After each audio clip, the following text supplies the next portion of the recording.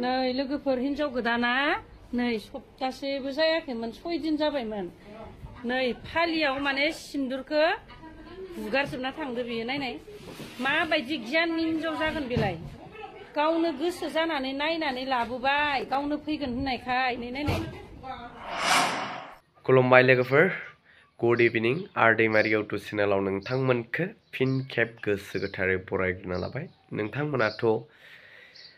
thumbnail आरो टाइटेलाव नायनानै मिथिखाबाय जानांगौ मानि सायाव भिडिअ लानानै फैदों जोंना सासे हिनजावा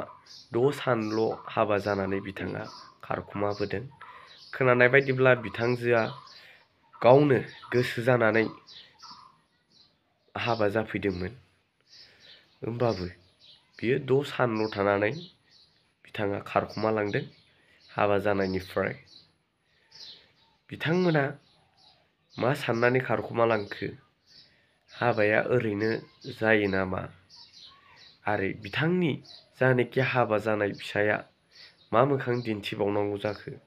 बिदि खारबोयोब्ला बे हिनजावा बै गावनि फिसाय जानेखि जुलि जादोंमोन बै जुलि जानाय फिसायखौसो बिथाङा लाजि फोनांनाय अकमान खालामनाय जादों बिथाङा बिदि खालामनो नाङामोन बिथाङा बिदि खारबोनो नाङामोन जोंना रायजोफोरा मिथिङाव मा होननानै फोरमायदों नोंथांमोना नायब्ला निस्सय A to Z खोथाफोरखौ मिथिजोबगोन बेनिखायनो नोंथांमोना नैबे ससे क्लिपखौ नायनानै लादो होमब्लानो नोंथांमोना मोजाङै बुजिलांगोन आरो नोंथांमोना चेनेलाव गोदानब्ला चेनेलखौ साबस्क्राइब आरो लाइक शेयार खालामनानै हो दे होमबा भिडिअखौ नायनानै लाग्रोदो नै आसानखौबो फुनानै गालांजोबदो इयाव नै माबायदि सिखाव हिनजाव जानो हागौ बेलाय हाबानि उसुरगाखौबो लाना थांजोबदो नायनाय लोगोफोर मंगलसूत्र माने गालांजोबदो नायनाय जोंनि बर'नि गेजेरावबो इमान सिखाव ओंखारबाय हिनजावफोरा ओमफ्राय हाबानि गाव लामनाय दख'नाया अनलि गांसेल'मोन दख'नाया बबेमोनलाय इनि लामनाया नै लोगोफोर इयो सब हाबायाव उथिजोबनाय दख'नामोन बियो नै नाय नैबो हिनजाव गोदान होफैनायमोन गोदान होफैजोबदोंमोन इसा नै दख'ना जि जोम गोदान होफैजोबदोंमोन बेसे गाननो जोमनो नै हाबानि माबाफोराबो खर'आव लानाया नै दख'ना जि जोम फालि बेसे इनो अननानै जाथि बंस'आ होफैदोंमोन नै ट्रां गंसेखौल' लानानै फैदोंमोन लोगोफोर नै ट्रां गंसे ओमफ्राय दख'ना गांसे दंमोन आरो इया नै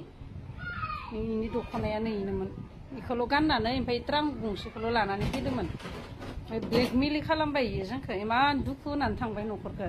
नै सिन्दुरा खाफालनि सिन्दुरखौ इयाव थारमाने हुगारजोबना थांदो इयो हरनि 11टासोआव नै सब फालि गंफ्रोमबो हुगारजोबना थांदो हौवाया थर मोनाखैमोन उन्दुना दंमोन माने थाफाखायाखैमोन आरोना नै इनि ट्रां लाबनाया माबा कलफुरबो दोंलायलाङो ओमफ्राय नै फैसाखौ इखिनिल' गालांदो खै थाखा दं इयाव 10 थाखा नै ओमफ्राय थाइथाम दं इयाव नै इयो सनानि थेमा गावनि सनाखौबो गानलांजोब्बाय सिखावसोमोन थारमाने सिखाव न'आ इनोमोन लोगोफोर हौवा गोदाननि न'आ बोराइ बाथौखौ साखि दोननानै रायजो राजा लानानै हाबा खालामनाय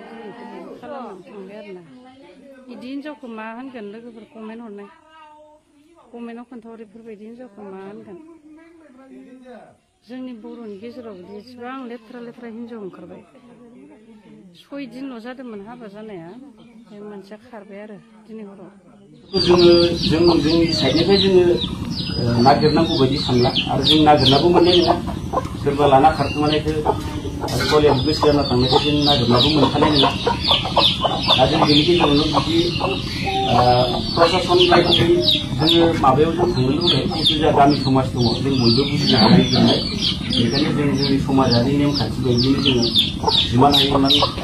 समाधान खालामनांगोन जेरै जों प्रशासन आयेन कानुननि खेथ्रआव जोङो हेफाजाब लाया दा बे बेलायाव जोङो लराखौबो जों सोंदो दहैनो फैनायावनो नङा होमबा जोंहा जेबो जों रावखौबो कर्स खालामा नोंनि गोसोआ मा थिनो मा लुबैयो जोङो थियारि थांनानै मोनहैनायनि सिगां बेखौ सावरायनो मोजां लरायानो एसे आंबो बाहाय एसे थाल मोननाय बायदिमोन खिन्थु हाबा जाथारबाय जिहेतु माबा मोनसे जालांसै बेफोरबायदि मोनसे आसामोन आरो लरायालाय रायज्लायदो आं कुवालिफाइ लाब्ला आरो नागिरनाबो मोननाय नङा आरो बेलेग लांनाय माबाफ्रा मान सन्मानाथ' दा बुंबाबो फोजोबनो हाला जोंनि अनेक गामि जोंनि गामियानो बिराद गोदोर नालाय हाजिरा मानसि लिंनानै जोंबो इमारजेन्सिबाबो जों हाबाखौ सरकारासो नायो मा जोंहा 100% नाबाबो जों जानाय लोंनायाव खम खालामसै बिदि आरो दा बेबायदि मान सन्मानाखौ जोंनिल' नङा बिथांमोनाबो न'खर हिसाबै बा गामिनि रायजो सायख'नाय लानानै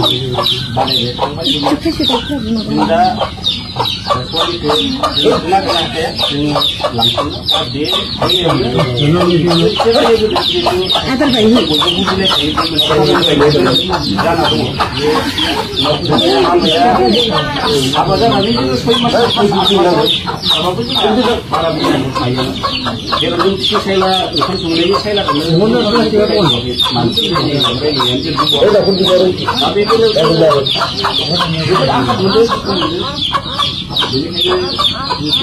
मोनसे नेम दं बेफोरबायदि जाथायनि खेथ्रआव नङा मोनफ्रोमबो गामियाव जायो दा एसे जोंनि लोगोसे दाख्लै बावैसो बिसोरनि मानिखौ लांनाय बे गार्जेनजों लोगोसे आलासि बिथांमोन फैनो हानाय बाथौनि गामिनि गासै मानगोनां बिथांमोन आरो कलबारि गामिनि गासै जोंनि बे दान्दिसे समबाबो सावरायनायनि बाहागो लानो हानाय बिथांमोन एक्सुवेलि दुखुनांथाव बाथ्रा जे सवालिखौ लांनाय लरानि न'खर बेखिनि खोथाखौ दानि समस्याया बोरै माबायदि गनायनानै लानाय जादोंमोन आरो माबायदि बिदि थांफिनलायनाय जाखो बे खोथाखौ बिथांमोना फोसावनानै होबाय दुखुनांथाव बाथ्राबो दिनै मान सन्माननि बाथ्रा थायो लांबायबो हाबाखौ खालामबाय बेनि उनाव बिदि खारखोमालायनाय बा सोरखौबा लांजाफिनलायनाय बेफोर समस्याफोरा माने होमब्ला सिंनि बादै जेबो जाया बे बेलायाव जिखिनि जों सावरायनायजों बाथ्राखौ सावरायनो होननानै लानाय जादों नोंथांमोनाथ' मानसिखौ लांनायनि उनाव जि माइरंआ खरसा थांगोन बेखिनिखौ जोङो एसेबाबो नांफिनगोन बेखिनि खोथाया फैखागोन लास्ट बे जाखागोन थेवबो दा फरायनायखौ सोर लांमारदों आरो बेनि लांग्राया गुदियाव सोर दं बेखौ थोंजोङै दा जों स्पष्ट मिथियाखैमोन नालाय ओंखायनो बेखिनि सावरायनायखौ उनावबाबो लाजाबावगोन नामा बेखौ आं सानदों आरो जोंनि गामिनिफ्राय जेनेबा रांनि खोथायाथ' थोंजों फैखागोन नोंथांमोनाथ' बेसेबां खरसा जादों बेखौ लुगैनाया जाबा बिथा थारमाने बे सवारिखौ सोरबा लांबाय दोनफैफिनोबाबो बेखौ मानसिखौ हथारै गनायफिननो हानाय बे संसार नंखाया मानसिया रायजो जानांगौआ खानसे खाननैनिल' खोथा नङा नालाय अरायसम रायजो जानांगौ बेवहाय आं बेखौसो बुंनो लुगैदों आरो नोंथांमोना जिखिनि रां लुगैदों हयथ' नोंथांमोना बुंनायखिनिखौ मोनजोबाबो जानो हाया बा नोंथांमोना जेसेखिनि लुगैदों हयथ' न'खराबो बेखिनिखौ गनायजोबनो हाया जानो हागौ गामि गाबनैजों एरा दरानि गेजेराव सावरायलायनानै बेखौ थांखि लानांगोन आरो बे रांखौ दिनैनो मोननांगोन बा दिनैनो बे बाथ्राया फिक्स जानांगौ बेखौ नुहुराखै आरो परिबेखखौ ओंखायनो सानसे मोजां जलायबावनानै नोंथांमोननि जिखिनि डिमान्ड खालामनाय बेखौ न'खरा गनायना होनो हाया आरो जोंबो बेसेबांसिम खाखि जानानै रायजोआ सावरायनायाव बाहागो लानो हागोन बेनि पलिसिटिखौ एसे नायनो आं बेखिनिखौनो बुंनानै